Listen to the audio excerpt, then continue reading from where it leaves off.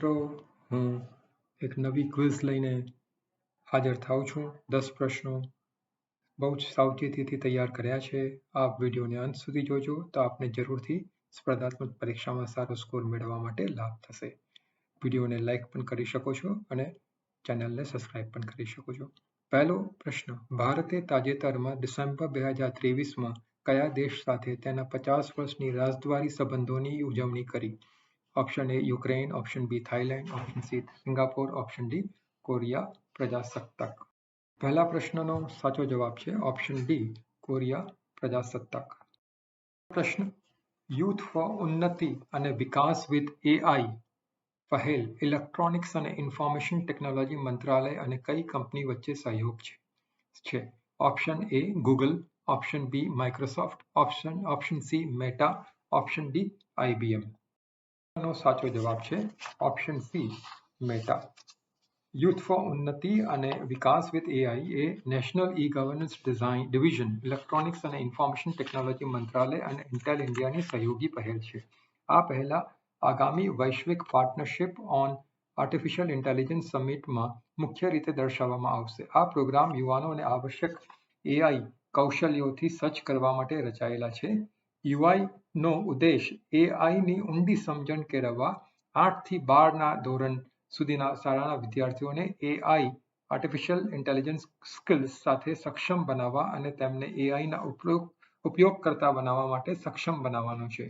જીપીએઆઈ summit નવી દિલ્હીમાં યોજાવાની છે.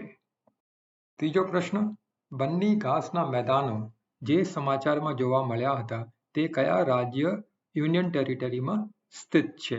Option A Madhya Pradesh, option B Gujarat, option C Karnataka, option D Kerala. નો સાચો જવાબ છે ઓપ્શન બી ગુજરાત. કેન્દ્ર સરકારે ગુજરાતના કચ્છ જિલ્લાના બન્ની ઘાસના મેદાનોમાં ચિત્તાઓ માટે સંવર્ધન કેન્દ્ર સ્થાપવાની મંજૂરી આપી છે. ગુજરાત સરકારે નેશનલ કેમ્પ હેઠળ નેશનલ કોમ્પન્સેટરી ફોરેસ્ટેશન ફંડ મેનેજમેન્ટ ઓથોરિટીને દરખાસ્ત મોકલી હતી. વન્યજીવ નિષ્ણાતોએ જણાવ્યું હતું કે 1921 સુધી સૌરાષ્ટ્ર અને દાહોદમાં ચિત્તાના શિકારના રેકોર્ડ હતા. તેમણે ઉમેર્યું હતું કે ઘણા સંદર્ભ સામયિકોએ 1940ના દાયકાના પ્રારંભ સુધી ગુજરાતમાં ચિત્તાની હાજરીનો ઉલ્લેખ કર્યો છે. ચિત્તા લાવવામાં આવે તે પહેલા ગુજરાત સરકારે સંવર્ધન કેન્દ્રો સ્થાપવા પડશે અને આ વિસ્તારમાં શિકારનો આધાર દાખલો કરવો પડશે. પ્રશ્ન: ભારતની 5 ઝોનલ કાઉન્સિલના અધ્યક્ષ કોણ છે? ઓપ્શન એ પ્રમુખ, ઓપ્શન બી વડાપ્રધાન, ઓપ્શન સી ગૃહપ્રધાન, ઓપ્શન ડી નાણાપ્રધાન. પ્રશ્ન: નેશનલ એસેટ રિકન્સ્ટ્રક્શન કંપનીની સ્પોન્સર બેંક કઈ છે? Option A State Bank of India, option B Canara Bank, option C IDBI Bank, option D Yes Bank. પ્રશ્નનો સાચો જવાબ છે option B Canara Bank. National Asset Reconstruction Company એ એસઆરઈઆઈ ઇક્વિપમેન્ટ ફાઇનાન્સ અને SREI infrastructure finance નામની 2 એસઆરઈઆઈ કંપનીઓના સંપાદનને અંતિમ સ્વરૂપ આપ્યું છે. આ સંપાદન નાદારી અને નાદારી કોટ હેઠળ કરવામાં આવ્યું છે, જે રૂપિયા 32,700 કરોડના દેવાના ઉકેલ માટે માર્ગ મોકળો કરે છે. એનએઆરસીએલ આઈબીસી પ્રક્રિયા હેઠળ વિજેતા બિડર તરીકે ઉભરી આવ્યું. એનએઆરસીએલની રચના સરકાર દ્વારા 2021માં કરવામાં આવી હતી, જેમાં જાહેર ક્ષેત્રોની બેંકો એનએઆરસીએલમાં બહુમતી હિસ્સો ધરાવે છે, જ્યારે બાકીની રકમ ખાનગી બેંકો પાસે છે. કેનરા બેંક સ્પોન્સર બેંક છે. પ્રશ્ન: કયું રાજ્ય મહાલક્ષ્મી યોજના લાગુ કરે છે, જેનો હેતુ બસોમાં મહિલાઓને મફત મુસાફરી આપવાનો છે? Option A Tamil Nadu, option B Telangana, option C Kerala, option D Odisha. પ્રશ્નનો સાચો જવાબ છે ઓપ્શન બી તેલંગાના. તેલંગાના સરકારે ટીએસઆરટીસી બસોમાં મહિલાઓને મફત મુસાફરી આપવાના હેતુથી મહાલક્ષ્મી યોજનાના અમલીકરણ માટે માર્ગદર્શિકા જારી કરી છે. મહાલક્ષ્મી યોજનાનો હેતુ રાજ્ય સંચાલિત પલ્વે વેગુમામાં છોકરીઓ, તમામ વય જૂથોની મહિલાઓ અને ટ્રાન્સજેન્ડર વ્યક્તિઓ માટે મફત મુસાફરી પ્રદાન કરવાનો છે અને તેલંગાના રાજ્યની સરહદોની અંદર તેલંગાના રાજ્ય માર્ગ પરિવહન નિગમ ટીએસઆરટીસી દ્વારા સંચાલિત એક્સપ્રેસ બસો છે. પ્રશ્ન: લાલ દુહોમાએ કયા રાજ્ય કેન્દ્રશાસિત પ્રદેશના મુખ્યમંત્રી તરીકે શપથ લીધા હતા? Option A Chhattisgarh, option B Mizoram, option C Telangana, option D Madhya Pradesh. 7મા પ્રશ્નનો સાચો જવાબ છે option B Mizoram. Zoram People's મૂવમેન્ટના નેતા લાલ દુહામોએ મિઝોરમના મુખ્યમંત્રી તરીકે શપથ લીધા. મિઝોરમના રાજ્યપાલ હરિબાબુ કલમપતિએ શ્રી લાલ દુહોમાને પદ અને ગુપ્તાના શપથ લેવડાવ્યા હતા. ભારતીય પોલીસ સેવાના ભૂતપૂર્વ અધિકારી લાલ દુહોમા ઝોરમ પીપલ્સ મૂવમેન્ટે રાજ્યની 40 વિધાનસભા બેઠકોમાંથી 27 બેઠકો જીતી છે. પ્રશ્ન: રિઝર્વ બેંક ઓફ ઇન્ડિયા એ હેલ્થ કેર અને એજ્યુકેશન માટે યુપીઆઈ ચૂકવણી મર્યાદા ₹1 લાખથી વધારીને ખાલી જગ્યા કરી છે. Option A ₹2 lakh, option B ₹3 lakh, option C ₹5 lakh, option D ₹10 lakh.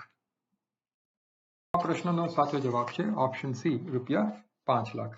આરબીઆઈએ આરોગ્ય સંભાળ અને શિક્ષણ માટે યુપીઆઈ ચૂકવણી મર્યાદા 1 લાખથી વધારીને 5 લાખ કરી છે. ધ મેન્ડેટ ઈ-મેન્ડેટ માટે ટ્રાન્ઝેક્શન મર્યાદા 15,000થી વધારીને ₹1 લાખ કરવામાં આવી છે. આનાથી ગ્રાહકોને મ્યુચ્યુઅલ ફંડ, વીમા પ્રીમિયમ અને ક્રેડિટ કાર્ડ માટે રિકરિંગ પેમેન્ટ કરવામાં મદદ મળશે. સમાચારોમાં જોવા મળેલા શેરિંગ તાઝી કયા વ્યવસાય સાથે સંકળાયેલા છે? ઓપ્શન એ કલાકાર, ઓપ્શન બી લેખક, ઓપ્શન સી રમતગમત વ્યક્તિ, ઓપ્શન ડી રાજકારણી. સાચો જવાબ છે ઓપ્શન બી લેખક. શ્રી તાશી એ લેખક છે જે સર્જનાત્મક નોન-ફિક્શનના ક્ષેત્રમાં તેમની કૃતિઓ માટે જાણીતા છે. તેમણે ભૂટાન પર અસંખ્ય પુસ્તકો લખ્યા છે અને તે Bodhisattva king, bold Bhutan banks, symbol of ભૂટાનના સહલેખક છે અને mysteries of the raven crown, legacy of જોર્જિમ ઉગેનડોરી અને મિથ એન્ડ મેમરી જેવી કૃતિઓના સ્વતંત્ર લેખક છે. તેઓએ ભૂટાનની અનટોલ્ડ સ્ટોરીઝ પણ લખી છે. યુએસ ફૂડ એન્ડ ડ્રગ એડમિનિસ્ટ્રેશને ક્રિસ્પીઆર જીન એડિટિંગ ટેકનોલોજીના આધારે કયા રોગની સારવારને મંજૂરી આપી છે? Option A AIDS, option B sickle cell રોગ, option C diabetes, option D cancer. સાચો જવાબ છે ઓપ્શન બી સિકલ સેલ રોગ. યુએસ ફૂડ એન્ડ ડ્રગ એડમિનિસ્ટ્રેશને તાજેતરમાં સિકલ સેલ રોગ માટે જનીન ઉપચારની જોડીને મંજૂરી આપી છે. તેમાં પ્રગતિશીલ ક્રિસ્પીઆર જીન એડિટિંગ ટેકનોલોજી પર આધારિત પ્રથમ સારવારનો સમાવેશ થાય છે. બંને થેરાપી 12 વર્ષ અને તેથી વધુ ઉંમરના લોકો માટે મંજૂર કરવામાં આવી છે. વર્ટેગસ CRISPR જીન થેરાપી પ્રગતિશીલ જનીન સંપાદન તકનીકનો ઉપયોગ કરે છે, જેને તેના શોધકે 2020માં નોબેલ પુરસ્કાર જીત્યો હતો.